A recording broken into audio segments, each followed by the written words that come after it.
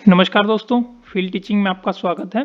सबसे पहले तो मैं ये उम्मीद करूंगा कि 2022 के अंदर आपका जो टीचर बनने का सपना है वो अवश्य पूरा हो, बशर्ते कि जो ये नए कोरोना के वेरिएंट आ रहे हैं ये आपके लक्ष्य के अंदर कोई बाधा उत्पन्न ना करें। और फील्ड टीचिंग को इतना सपोर्ट करने के लिए आपका तहे दिल से बहुत बहुत धन्यवाद। आज हम बात करेंगे कि आप किस तरीके से इंडिया के अंदर स्कूल टीचर बन सकते हैं, क्या उसका प्रोसेस रहेगा, कौन कौन से कोर्सेज करने पड़ेंगे, कितना उनका ड्यूरेशन रहेगा। बेसिकली ये मैं वीडियो उन स्टूडेंट्स के लिए बना रहा हूँ जो अभी 9, 10, 11, 12 के अंदर हैं, यानी कि जिनका टारगेट है कि वो आगे जाके किसी भी लेवल के ऊपर टीचिंग करें, या फिर वो अभी ग्रेजुएशन के अंदर हैं और वो टीचिंग फील्ड के अंदर आना चाहते हैं। जो प्रोसेस मैं बताऊंगा वो गवर्नमेंट और प्राइवेट दोनों सेक्टर के लिए है। हालांकि प्राइवेट सेक्टर में आपको थोड़ी फ्लेक्सिबिलिटी देखने को मिल सकती है, ज़्यादातर ये फ्लेक्सिबिलिटी कोचिंग सेक्टर में देखने को मिलेगी, क्योंकि वहाँ आपकी स्किल और नॉलेज दोनों देखी जाएंगी और जो एम्प्लॉयर है उसकी रिक्वायरमेंट क्या है। जैसे कि मान लो आपको ओलंपियाड की कोचिंग देनी है, एनटीएससी की कोचिंग देनी है, नीट की कोचिंग देनी है, या फिर जेई एडवांस की देनी है, या फिर कॉमर्स फील्ड की किसी की भी कोई कोचिंग देनी है, उसके अंदर आपको उस फील्ड की कितनी नॉलेज है और क्या आप कंपटीशन क्रैक करवा सकते हैं या नहीं करवा सकते, तो वो एम्प्लॉयर अपनी रिक्वायरमेंट अपने हिसाब से थोड़ी फ्लेक्सिबिलिटी कर सकता है। सबसे पहले हम ये देख लेते हैं कि टीचर्स कितने लेवल के होते हैं। जो पहला लेवल होता है वो होता है नर्सरी लेवल, यानी कि जो एलकेजी और यूकेजी के स्टूडेंट्स को पढ़ाता है।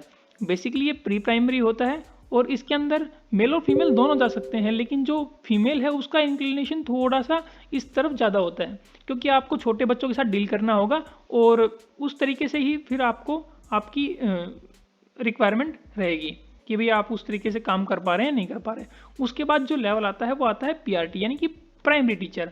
फिर आता है टीजीटी, यानी कि प्राइमरी टीचर होता है पहली से लेके 5वीं क्लास के स्टूडेंट्स के लिए, और टीजीटी होता है 6 टू लेके 10 तक, और जो पीजीटी होता है वो होता है 12वीं क्लास के स्टूडेंट्स के लिए। उसके बाद जो सबसे ऊपर वाला लेवल आता है कॉलेज और यूनिवर्सिटी लेवल, उसके बारे में हम कभी किसी और वीडियो के अंदर बात करेंगे। सबसे पहले हम बात कर लेते हैं नर्सरी टीचर की।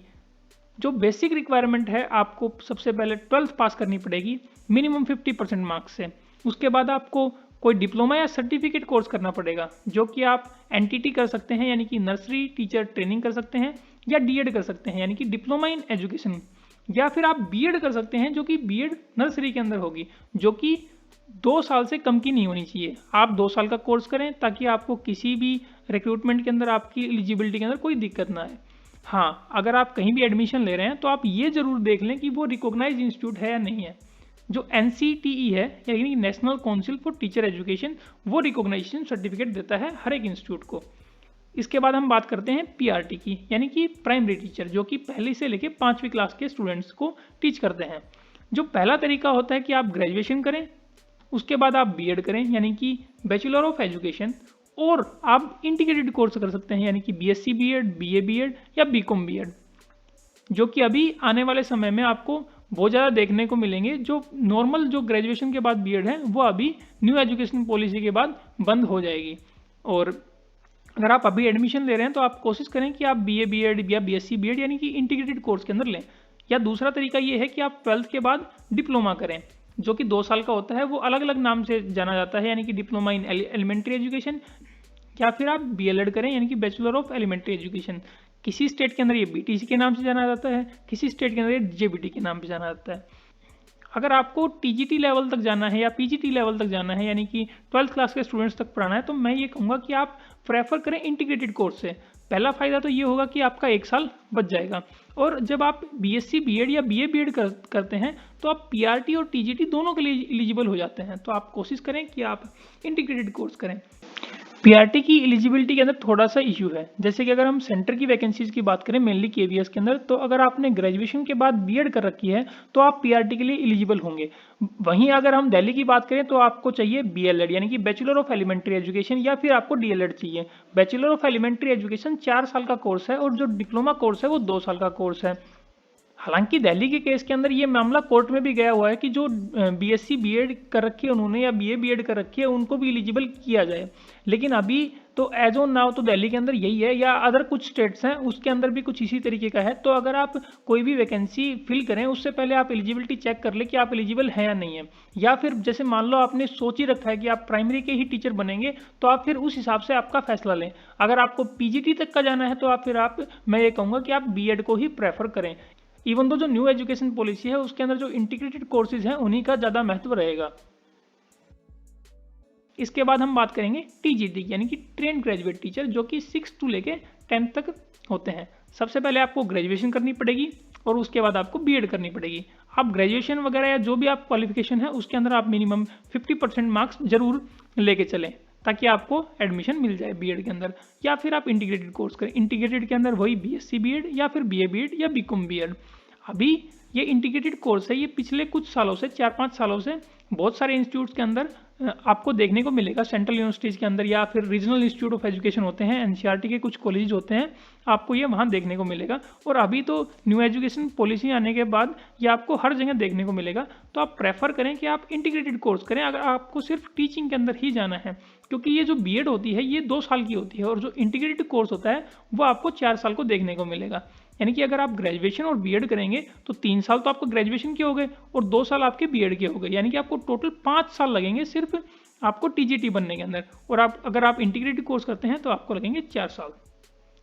इसके बाद जो नेक्स्ट लेवल है वो है पीजीटी यानी कि पोस्ट ग्रेजुएट टीचर, जो कि आप 12th क्लास के स्टूडेंट्स तक को पढ़ा सकते हैं। उसके लिए आपको पीजी करनी पड़ेगी यानी कि पोस्ट ग्रेजुएशन करनी पड़ेगी, जो कि मास्टर्स होती है। आप अपने स्पेसिफिक फील्ड के अंदर मास्टर्स करें, जैसे कि आपको बायोलॉजी का टीचर बनना है तो आप जूलॉजी, बॉटनी या किसी और फील्ड से करें। वो एलिजिबिलिटी क्राइटेरिया हर एक पोस्ट के लिए अलग अलग होता है। उसके साथ आप बीएड करें। पीजी करने के लिए आपको सबसे पहले यूजी करनी पड़ेगी, जो कि 3 साल की होती है। फिर उसके बाद 2 साल आप मास्टर्स करने में लगाएंगे यानी कि 5 साल, और फिर उसके बाद 2 साल आपके बीएड के लगेंगे। हालांकि जो न्यू एजुकेशन पॉलिसी है उसके अंदर ये कहा गया है कि अगर आप पीजी के बाद अगर आप बीएड करते हैं तो वो आपकी 1 साल की हो जाएगी, यानी कि ये कुल मिला के सारा जो सिस्टम है वो आपका 6 साल के अंदर ओवर हो जाएगा। अभी बीएड 1 साल की नहीं हुई है, अभी आपको 7 साल ही लगेंगे एज ऑन 2022 तक।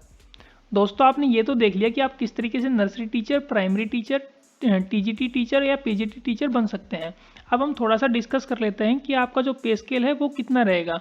जो मैं ये पे स्केल बता रहा हूँ ये मैं सेंट्रल लेवल की जो वैकेंसीज आती हैं उनका जो पे स्केल मिलता है वो बता रहा हूँ। जो नर्सरी टीचर है आपको 50,000 के करीब आपको पे स्केल देखने को मिलेगा। जो पीआरटी है उसके अंदर आपको 55,000 देखने को मिलेगा।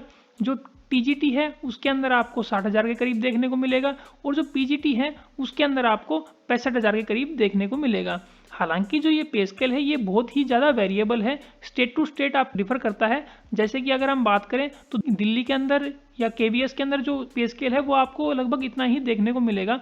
इसके अलावा कुछ स्टेट हैं, जैसे कि मैं एग्जांपल लूँ राजस्थान या उड़ीसा के अंदर आपको 6 साल पहले प्रोबेशन के ऊपर रहना पड़ेगा, उसके बाद आपकी जो सैलरी है वो इंक्रीज होगी। आपको प्रोबेशन के अंदर उड़ीसा के अंदर टीजीटी के अंदर लगभग आपको 25,000 के करीब मिलेंगे और इतने ही कुछ रुपए मिलेंगे आपको राजस्थान के अंदर। यानी कि अगर हम इकोनॉमिकली अगर हम बात करें तो गवर्नमेंट सेक्टर के अंदर अगर आपकी सेंटर के अंदर आपका कहीं नंबर आता है तो आपका ठीक है। उसके अलावा आपको पे स्केल कम देखने को मिलेगा।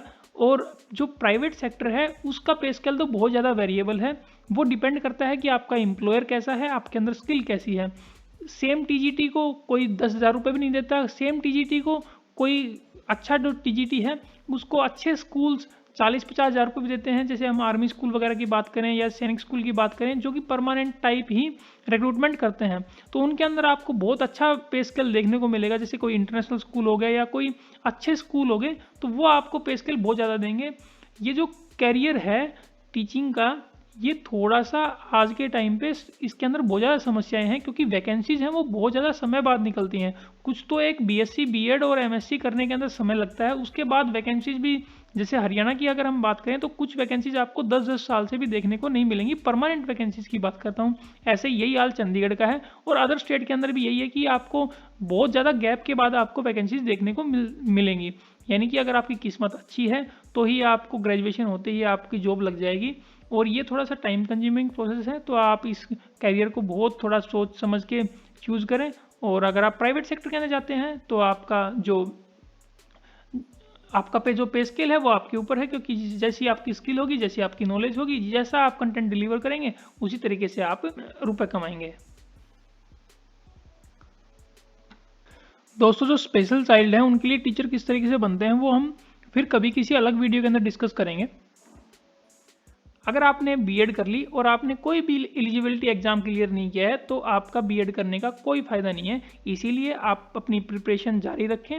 जैसे ही आप ग्रेजुएशन के अंदर होते हैं या आप बीएड के अंदर होते हैं तो आप बेसिक चीज़ें जैसे कि लैंग्वेज होगी, इंग्लिश, हिंदी या संस्कृत या जो भी आपकी लैंग्वेज है आप उनके ऊपर कमांड रखें, रीजनिंग के ऊपर कमांड रखें, मैथ के ऊपर कमांड रखें और थोड़ी बहुत जीके आप देखते रहें। और जो आपका सब्जेक्ट है वो तो बिल्कुल अच्छे से होना चाहिए, क्योंकि किसी भी रिक्रूटमेंट के अंदर बेसिकली वही चीज़ें आपकी आती हैं।